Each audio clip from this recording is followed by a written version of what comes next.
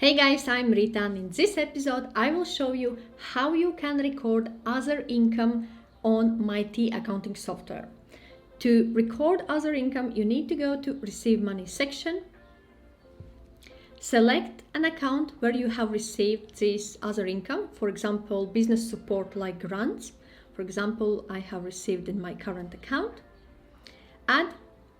If you need to add new bank account, click Add Bank Account. For example, if you have received loan. Click Add Transactions. Transaction number is automatically generated. Select the date when actually this income you have received in your bank account. I will leave 5th of July. Add details. I will put business support and I will put grant. Total amount, I will say 1,500. It is income. And under analysis account, you can select under which category this falls. So in my case, it will go under other operating income. But if you want, you can create a separate category called, for example, grants. That you can do through settings section and through accounts. So I will select other operating income and click save.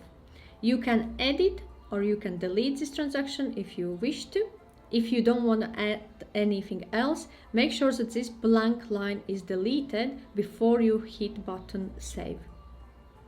So when I go to my banking and banking ledger and I look on current account, business support have been recorded there.